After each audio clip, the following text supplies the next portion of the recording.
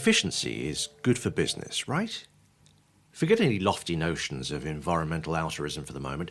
Burning less fuel, emitting less CO2, well, that just makes sense, financially speaking, surely.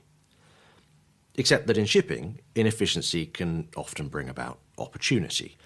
Arbitrage and trading optionality is often a bigger, more profitable pull away from the strict notions of carbon reduction. Emissions regulations is about compliance, not profit. And that's generally speaking been the attitude in shipping while we have been talking conceptually about decarbonisation.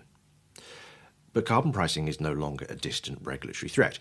It's already impacting shipping and trading, even if the majority of shipping is either not ready or, in the case of 60% of you, has missed the first regulatory hurdle in submitting the verified emissions reports upon which all of this is based. The EU is leading the charge here, with the EU emissions trading system and FuelEU Maritime adding an estimated $6.1 billion to industry costs in 2025 alone. The IMO's greenhouse gas fuel intensity measure is set to join that mix from 2028, driving up costs even further. Ship owners and charterers could be staring down a combined carbon bill approaching $50 billion by 2030 in a business-as-usual scenario. These surging costs will ripple through supply chains, driving up freight rates, influencing fuel choices, and potentially reshaping global trade patterns into the mix. Carbon pricing has moved from a regulatory abstraction to an immediate financial reality, and that's what we're going to talk about in this podcast. I'm going to introduce you to two speakers who I think offer an instructive view on what is, and crucially what isn't, happening right now. Sigmund Kivik is the chief executive of Siglar Carbon, a data-led business that offers emissions insights that cut carbon and costs. Robert McLeod is a former chief executive of the tanker giant Frontline. He's also formerly of Glencore and generally a big beast of shipping. But he's also an active investor in Siglar and somebody who has, in his view, spotted the financial opportunity in managing carbon efficiency. So let's park the forensic analysis of regulatory questions as yet unanswered, and let's skip over the fact that a significant portion of the industry has missed reporting deadlines and seems wholly unprepared for the basic complexities of compliance. And don't worry, we will come back to that at some point. But for today, let's do the journalist thing and follow the money. Here's Sigmund to kick us off. The beauty of carbon efficiency in shipping is that it's actually what good ship owners always have wanted.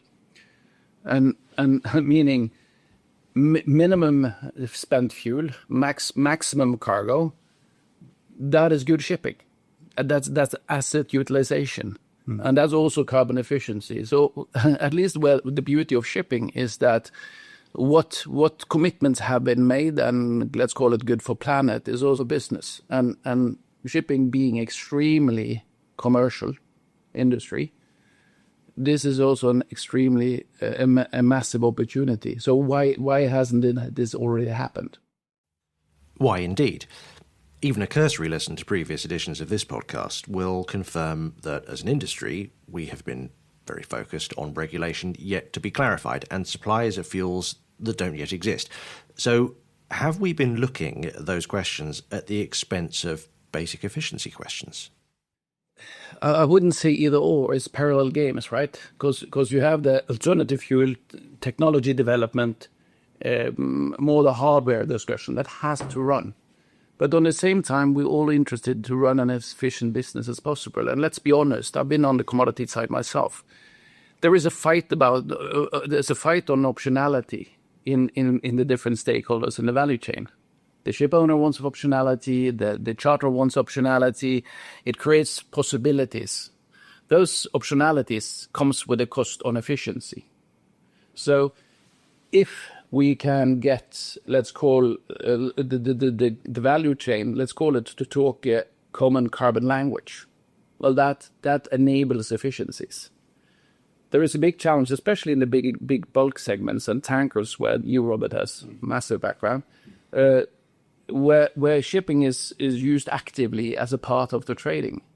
And that would not stop. But we need to understand both the carbon cost and the regulation cost on those optionalities. Suddenly that isn't smart anymore, and the value chain can work together. So this is why I think this is an important topic. The surging cost of carbon compliance is going to ripple through supply chains, driving up freight rates, influencing fuel choices, and potentially reshaping global trade patterns. This is about winners and losers. And as I've said many times before, the shipping industry can be crudely divided into three categories: the good, the bad, and the compliant. The good have arguably already spotted the fact that there is a commercial advantage to be taken in optimizing operations and having an emissions trading strategy that moves beyond basic compliance. The bad, well, they're never going to invest a remarkable amount of effort in doing anything other than avoiding it altogether. This discussion, though, is about the majority of shipping, the bit that sits in the squeezed middle, unable or unwilling or unsure of how to progress amid overwhelming complexity. How does your average shipping operation move beyond compliance to seize the carbon opportunity, to improve efficiency and take a commercial advantage over their peers? That is the question. Who are the winners and losers of the immediate future, where regulatory reporting is already upon us, but so many companies are yet to deploy a convincing strategy? I think we came off a bit badly in 2024. The combination of very high rates and a relative, like kind of a scaling of EU ETS, a surprisingly low carbon price, meant that the relative share of the regulation costs relative share of the freight was what happened. Everybody said it's all included and sail for the next voyage. We see this. It's like in 2030, the regulations, including IMO, given that it's being banked in October, will pass billion dollars for the industry.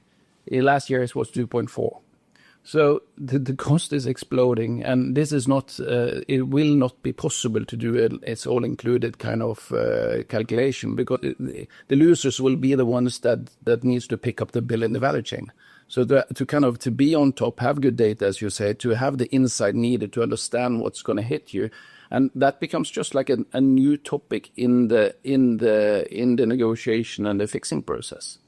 Who carries the cost of these regulations? Yes, no, and we are we are testing the waters a bit right now, but this will develop, and simply because the cost is so massive, it's not a cost or a system who is ran by shipping. It's not like the bunkers, the price on bunkers has an effect from the demand from shipping. EU ETS not.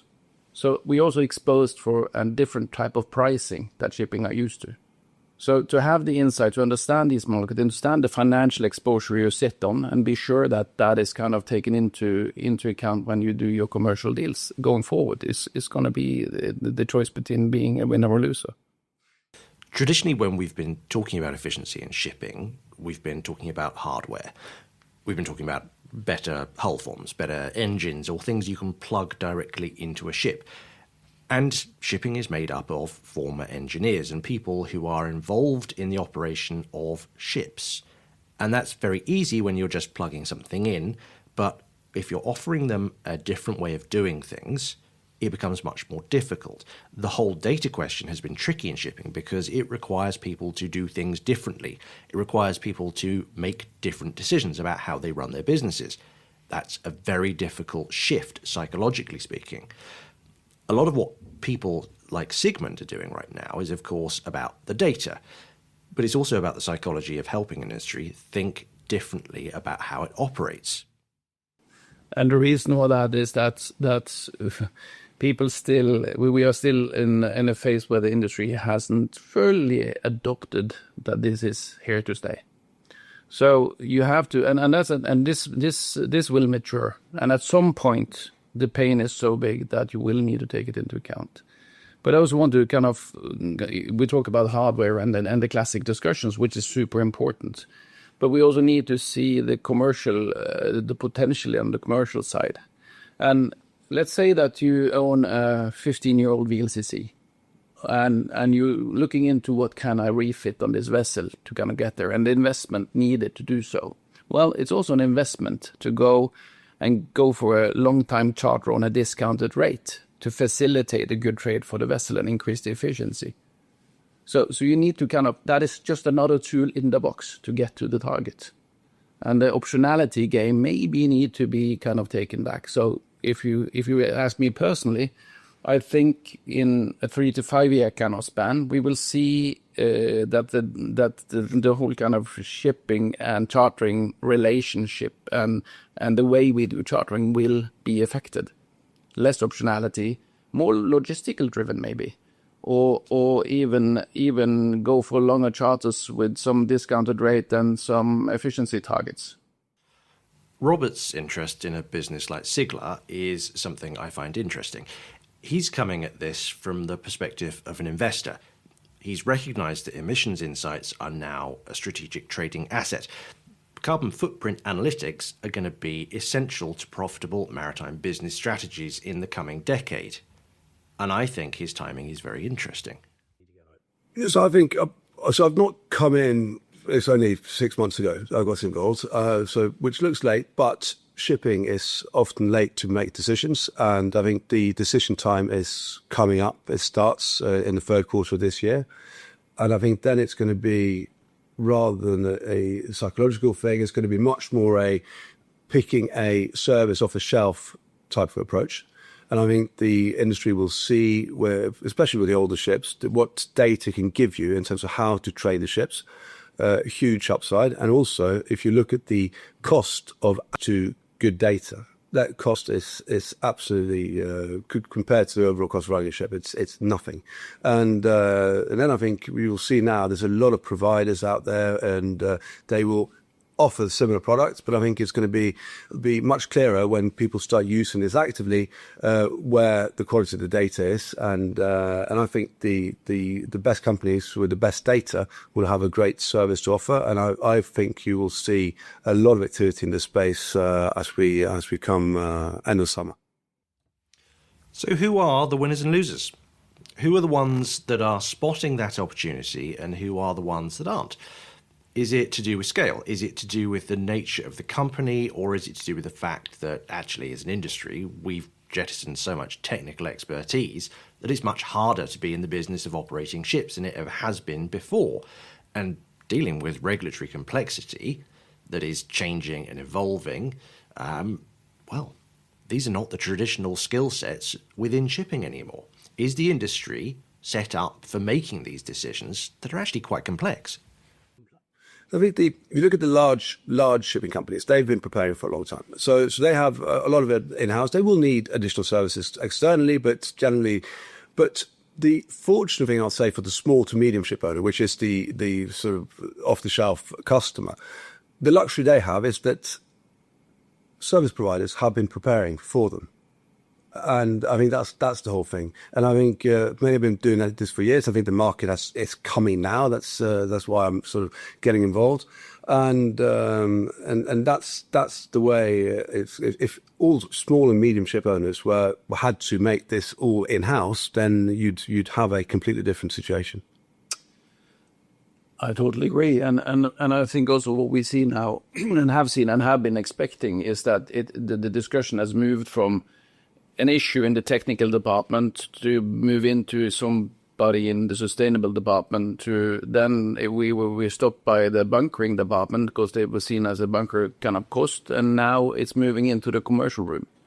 And it's becoming like more a CEO issue, because with these ship owners, it's like it's quickly $5 million in a medium-sized ship owning company if you're running like 15 ships. And of course, then it becomes a financial exposure that you actually need to have control of, and you need to take active action to control. And that's kind of what we see now. Luckily, we are moving in. It's becoming it's moving into the commercial room. It's moving into the strategic discussions, and then again, of course, we need to do all the hardware discussions and innovations and so on, but these can run in parallel, or they should run in parallel. Who is it that's driving these decisions, though? Because going back to the hardware question, there are still efficiencies being left on the table because owners and charterers just can't agree who takes the cost of cheap, proven, quick payback technologies. Is that not the same with data? Well, it's it's easier because it's not a big investment, right? It's more, but what makes it more difficult, it demands change in process, change how we work, change how we think, to take that into account. And but this is driven by the cost, and when the cost starts to feel painful enough, it will have to it will force its way through. So do I think this will it kind of, will we see a total change of the way we trade ships this year? No, probably not. 26, 27, we don't know. But sometime down the timeline, this is becoming such a big part of the TCE that you need to take it into account and you need to understand it. But to your point, Sigmund, on the financial impact, you mentioned 5 million, and for some ship owners, that could be the quarter cost. Yes. And if you're running a company, if you're the CEO or the CFO doing the reporting, you need to know that figure is right in your quarter. If you report a quarter, say you come into the fourth quarter this year and you're reporting 0, then the Q1 report of 26 will suddenly surprise everyone because there's a figure that was missing from the quarter before. And that's why, as I said earlier, I think as we come into the other side of the summer, then you'll see people going to the shelves and picking off this product. As regulations tighten and environmental costs climb, carbon pricing is no longer a peripheral concern. It is central to the economics of global shipping. Does everybody in the shipping industry currently realize the potential financial exposure that they're now sitting on? I would say no. Do the same companies this week spending more on bar bills and lunches at North Shipping than they are on understanding their emissions exposure, understand the risks and costs they're potentially risking? No, I don't think they do, not yet. But I think it is coming, and I think that once everybody has worked through the implications of what that all means, there will be some swift changes to the way that people are looking at carbon compliance, and what we might start to get off the back of it is a genuinely more efficient and possibly transparent industry. We will leave it there for this edition, but we will be back with more from North Shipping. Thanks for listening.